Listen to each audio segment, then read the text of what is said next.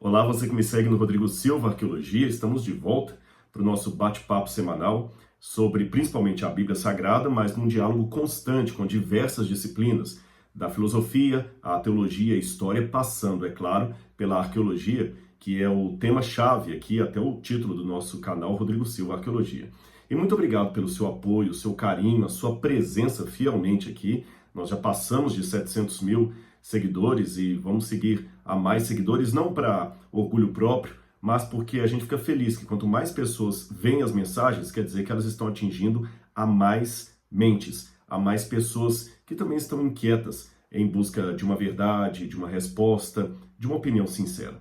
Também agradeço muito porque eu sei que o público desses mais de 700 mil seguidores aí, é bem variado. Aqui há pessoas evangélicas, católicas, espíritas, sem religião, praticantes de religiões não cristãs, ateus, agnósticos, enfim, é um leque muito grande de pessoas e isto só enriquece o canal. Eu procuro, é claro, mesmo apresentando a minha posição, minha cosmovisão, o meu ponto de partida, dialogar com diferentes pessoas de diferentes áreas que, no fim das contas, são todos meus irmãos, a despeito da crença ou descrença que cada um adote. Mas antes de entrar no assunto de hoje, não esqueça o pedido de sempre. Se inscreva no canal se você ainda não for inscrito, ative o sininho de notificações e também deixe o seu like se você gostar do conteúdo. Um comentário também será bem-vindo, tá bem? Hoje eu gostaria de falar com vocês um pouco a respeito do relativismo ditatorial, ou a ditadura do relativismo, se você preferir assim. Talvez o título fique melhor, a ditadura do relativismo. Mas eu reconheço que sempre que o nome relativismo aparece em pauta, normalmente as pessoas pensam numa temática de ética, de comportamento, o relativismo moral que campeia perante os nossos olhos de modo desenfreado, etc. Mas aqui eu gostaria de me deter um pouco mais, não no relativismo enquanto comportamento ético ou enquanto princípio de moralidade, mas sim no relativismo enquanto expressão teórica da verdade. É nesse ponto que eu quero destacar aqui. Ou seja, eu vou falar sobre o grande drama, o problema das meia-verdades. Se você sabe, uma verdade pela metade é muito perigosa. Para quem adota a visão cristã de mundo, ela não só a meia-verdade, quando é consciente, eu digo, ela é herética, como ela é perigosa e ela pode implicar até na salvação de uma pessoa. Eu vou dar um exemplo para você ver como é que a questão da meia-verdade é perigosa, muito perigosa. Um exemplo banal, porque eu estou falando de exemplos de falácias e nem todas as falácias são facilmente reconhecíveis. Mas vamos supor que uma pessoa esteja pré-diabética e o médico passa para ela algumas recomendações, ali ela vai até o médico, a nutricionista, e os especialistas em saúde dizem para essa pessoa assim, olha, escreve lá na receita para ela, doce só no final de semana. Em outras palavras, a pessoa escreve bem textual assim, coma doce somente nos finais de semana. Veja a frase, coma doce apenas nos finais de semana. Agora imagine que a pessoa pegue esta verdade inteira e a coloque em prática apenas pela metade. Coma doce. Ela estará potencializando o diabetes que ela está adquirindo? A frase não é coma doce. Coma doce somente nos finais de semana. Então eu tenho que deixar bem claro que uma verdade pela metade é muito mais perigosa do que uma mentira propriamente dita. Na verdade, para o cristão, a verdade pela metade é uma mentira. O grande problema dela, e talvez o seu pior exercício, sua pior qualidade, é que ela é uma mentira que tem toda a conotação de verdade. Porque ela falou uma verdade. O médico, de fato, disse, coma doce. Mas quando eu não completo coma doce só nos finais de semana, eu dou a entender que eu posso comer doce domingo, segunda, terça, quarta, quinta, sexta, sábado, sempre que eu quiser. E não foi bem isso que o médico falou. Eu estou iniciando com essa ilustração para chamar a sua atenção para uma preocupação homilética que tem realmente tomado a minha cabeça nos últimos tempos. É uma preocupação muito séria que eu tenho. Há muitas mensagens, muitas abordagens da Bíblia que eu não posso condená-las pelo que foi dito. O problema, às vezes, é o que falta dizer. E o que falta dizer, compromete tremendamente a veracidade do que foi dito. Você sabe, normalmente na história do cristianismo, a história das heresias não diz respeito a mentiras sobre Jesus, ou mentiras sobre a Bíblia, ou mentiras sobre a fé. Normalmente, pelo que eu observo na história do cristianismo, as diversas heresias que surgiram ao longo dos séculos, a heresia sempre é um lado da verdade que é colocado em detrimento a outro. Por exemplo, nós somos salvos pela graça, mediante a fé, isso é fato. Mas eu posso enfatizar tanto a salvação pela graça, que citando Dietrich Bonhoeffer, eu posso criar uma graça barata. Tiago também fala que as obras são o resultado da nossa fé, que a fé sem obras é morta. As obras não são o meio nem a causa da minha salvação, mas são o resultado dela. Então, se eu pregar uma soteriologia falando só de graça, graça, graça, graça, eu termino, repito, criando uma graça barata. E onde é que estão as obras? Por outro lado, se eu pregar só sobre obras, obras, obras, obras, eu não estou falando de soteriologia, eu estou criando um legalismo cristão. Percebeu? Então, é um grande erro quando a gente acentua um lado da verdade, colocando os outros em detrimento, não colocando a verdade como um todo, ou pelo menos aquela parte, no seu devido lugar. Este é que é o ponto que eu gostaria de deixar bem claro para você. Existe uma falácia que se chama tomar a parte pelo todo, é a falácia por composição. É como se alguém dissesse assim: esse veículo, esse caminhão é feito apenas de peças leves, então o caminhão é leve. Não, não é por aí. Tá certo? Não é porque ele é feito de peças leves que ele é necessariamente leve. Ou uma maneira inversa de dar um exemplo da falácia por composição, é como se o pai falasse com o filho assim: olha, esse ano estude bastante que eu vou recompensar você, eu vou cuidar de você, eu vou fazer o que você quiser. Pai, inclusive ir à Disney, tudo que você quiser. Só que aí, durante aquele ano, há vários problemas. Nós estamos vendo aí a questão da pandemia, quem sabe o pai perde o emprego, ou tem um problema nos negócios lá que as finanças caem pela metade, alguém da família ficou doente. Então, como administrador da casa, administradores, no caso, o pai e a mãe, porque eu quero dar um exemplo da criança em relação aos pais, o pai e a mãe tomam uma decisão conjunta e falam assim: olha, esse ano não vai dar para fazer passeio na Disney. Nós vamos cuidar de outras coisas. Agora, a ênfase aqui é nós trabalharmos com a reforma da casa, pagar o hospital que nós tivemos que fazer aquele tratamento e cobrir as contas para não nos endividarmos. Mas a criança que não sabe todo esse leque ou ignora tudo isso aí, fica brava e revoltada e fala assim: vocês não me amam, porque vocês não falam da Disney, vocês não estão priorizando a Disney. Se vocês me amassem, vocês priorizavam a Disney. Aí o pai e a mãe tentam explicar: não, filhinho, não é que a gente não prioriza a Disney, é que agora não dá para ter Disney. Ah, então quer dizer que a Disney não é importante? Quer dizer que eu vou crescer sem ir à Disney? Meus colegas todos foram à Disney? Lembre-se, na cabeça daquela criança ou daquele juvenil, a Disney é tão importante para ele quanto na cabeça de um doutorando defender a tese, ou de um concursado passar a ser aprovado no concurso. Na cabeça dele, o objetivo, a meta de vida dele é ir à Disney.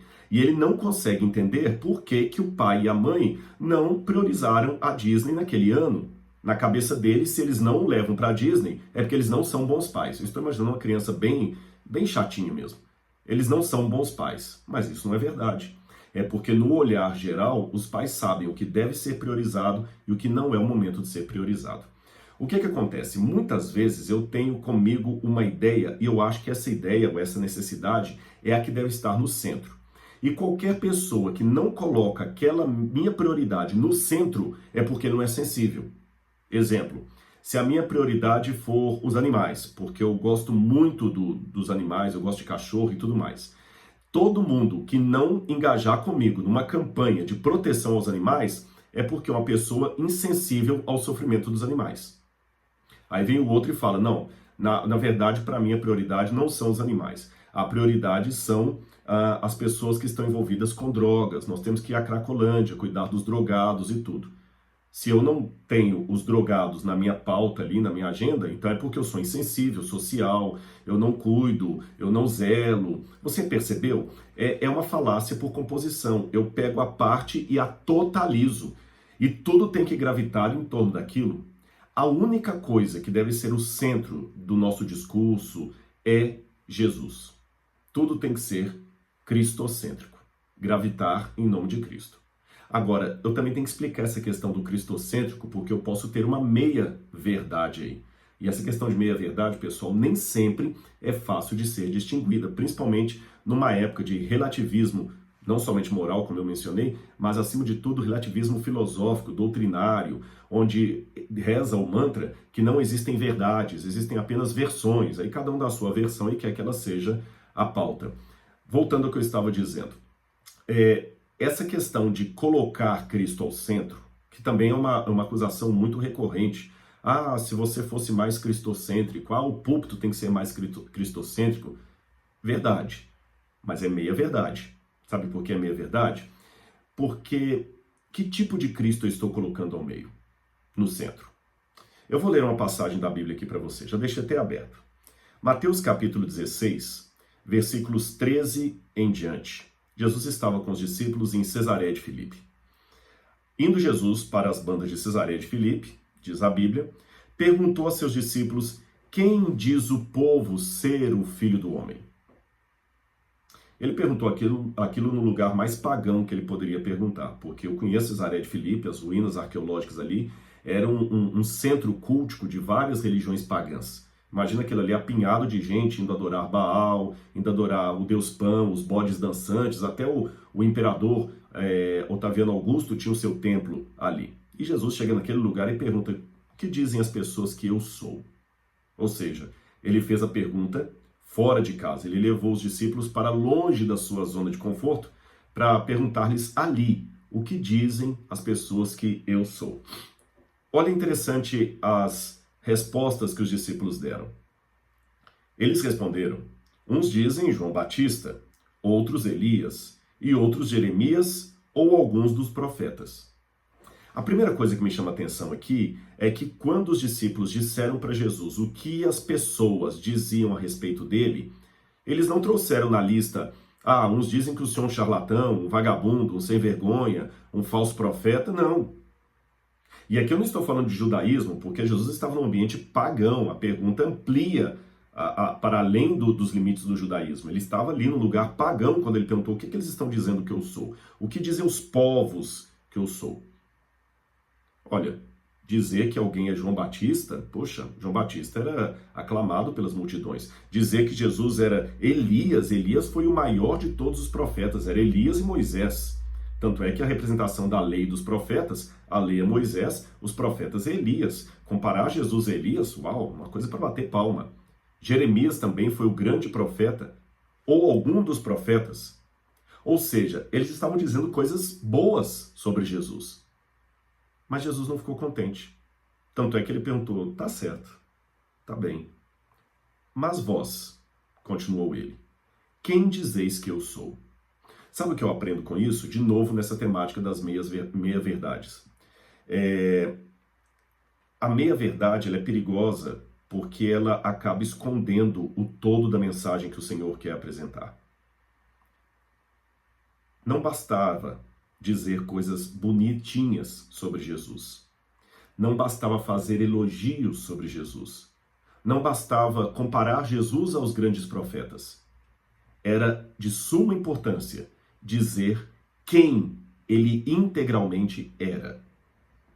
Por isso que quando Pedro, de um salto, diz: tu és o Cristo, o Filho do Deus vivo, Jesus falou: bem-aventurado és tu, Simão Bar-Jonas. Mas nem foi carne ou sangue que revelou essas palavras a você, mas meu Pai que está no céu. Sabe por quê? Esta declaração, tu és o Cristo, o Filho do Deus vivo, era a verdade incômoda, era aquilo que incomodava ser dito, era aquilo que atrapalhava muito as pessoas de entenderem, de aceitarem a Jesus. Enquanto falavam que ele era um grande pregador, tudo bem. Taumaturgo, tudo bem. Alguém que era um grande rabi, maravilha. Até profeta poderiam aceitar, mas dizer que ele era o Filho do Deus vivo, aí começava a complicar. O Cristo e o Filho do Deus vivo. A tentação para os discípulos era não pregar esta verdade central de Jesus apenas para ficarem bem na fita. Percebeu? ficarem só ali no limite do dizer coisas bonitinhas de Jesus. Dizer coisas bonitinhas de Jesus é uma maneira cristocêntrica de pregar o evangelho, mas é uma meia-verdade. Vou repetir isso aqui para ficar bem claro para você. Dizer coisas bonitinhas sobre Jesus é uma maneira cristocêntrica de pregar o evangelho, mas perigosa porque é uma meia-verdade. Então, quando eu falo que você tem que fazer uma mensagem cristocêntrica, é imperativo que se pergunte: que Cristo eu estou colocando no centro? Que Cristo? É o Cristo do Alcorão? Porque o Alcorão também considera Jesus um grande profeta, mas não o Filho de Deus. É o Cristo do respeito de muitos judeus que falam: não, ele foi um grande judeu mesmo. É o Cristo da escola de Wellhausen, na Alemanha, que era um Jesus da fé, diferente do Jesus histórico. Que Cristo eu estou colocando ao centro da minha pregação? Porque senão, Jesus por Jesus, qualquer pregação que fale de Jesus é cristocêntrica. Não bastava compará-lo aos grandes profetas. Era importante dizer quem ele realmente era. E além disso, colocando hoje, eu percebo que muitas pessoas querem aceitar a Jesus como Salvador. Isto não é muito difícil. Eu estou notando isso. As pessoas admiram ter Jesus como Salvador. Mas não adianta querer Jesus como Salvador, mas não querê-lo como Senhor. Jesus tem que ser o Salvador e o Senhor da minha vida. Ser apenas o Salvador, mas não ser o Senhor, não adianta nada. Muitas pessoas querem Jesus que as salve, mas não Jesus que as conduza, que as discipline, que as santifique. De novo, uma verdade pela metade. Olha outro perigo das verdades pela metade. Imagine se eu publicasse no meu Instagram uma mensagem como essa aqui. Olha que texto interessante. E eu já vou antecipar que eu concordo com esse texto aqui. Como cristão amoroso e como um ser humano, eu leio a passagem que nos conta como o Senhor finalmente se ergueu em sua força e apanhou o azorrague, que é o chicote, para expulsar do templo aquela raça de víboras. Como foi esplêndida a sua luta em defesa do mundo em que ele vivia. Hoje, depois de 2000 anos, é com muita emoção que reconheço mais profundamente do que nunca o fato de que foi em nome disso que ele teve que derramar seu sangue na cruz. Como cristão, tenho o dever de não me deixar enganar, tenho o dever de lutar pela verdade e pela justiça. E como homem, tenho o dever de zelar para que a sociedade humana não sofra o mesmo colapso catastrófico que sofreu a civilização do mundo antigo 2000 anos atrás. Percebeu? Poxa, eu concordo com isso aqui. Eu acho que é o meu dever cristão lutar, a lembrança de Cristo pegando ali o chicote no templo, expulsando os vendilhões do templo. Tudo isso realmente é algo que faz parte do cristianismo. Eu vou colocar outro aforismo aqui que eu também concordo com ele. E eu queria saber o que você acha se eu publicasse isso no meu Instagram. Deixa eu pegar aqui, eu botei aqui só um minutinho, vou baixar mais aqui. Olha que bacana isso aqui também. Mesmo a igreja que fala sempre do ser humano como criado à imagem de Deus, peca contra esse princípio ao cuidar simplesmente da alma, enquanto deixa que o ser humano desça à posição de degradado proletariado. Olha, realmente, acho que ele até coloca aqui, a gente fica trânsido de vergonha ao ver a atuação da fé cristã no nosso próprio país em relação à impiedade de pessoas de falso espírito e degradados de corpo. Puxa, bacana também, principalmente eu que pauto muito pela reforma de saúde, uma pessoa que além de ser falta de espírito, é degradada do corpo e ímpia e fica falando coisas da fé, isso realmente denigra a imagem do cristianismo. Também a gente fica falando do ser humano criado à imagem e semelhança de Deus, mas ficar cuidando só da alma e não do corpo da pessoa, realmente, concordo. Isso aqui está dentro da antropologia que eu defendo. Olha que mais. O cristianismo é uma rebelião contra a lei natural. Um protesto contra a natureza. Em sua lógica extrema, o cristianismo significa o cultivo sistemático da falha humana. Ou seja, o cristianismo é aquele que tem a coragem de mostrar que o ser humano é pecador, que todos pecaram e carecem da glória de Deus e, ao mesmo tempo, existe redenção para todos. não apenas para alguns. Tudo isso aqui eu achei fantástico.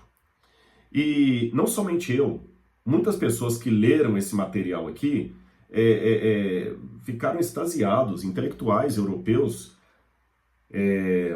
Um chegou a falar que quando terminou de ler esse livro, com entusiasmo cada vez maior, chegou a perguntar quem é esse autor? Um meio plebeu ou um semideus? Cristo ou apenas João Batista? Exageros à parte, realmente uma obra com pensamentos extraordinários. E eu repito que eu concordo com o que foi dito em cima. Mas você já deve estar desconfiado que se eu estou apresentando isso aqui é porque eu tenho uma surpresa no final.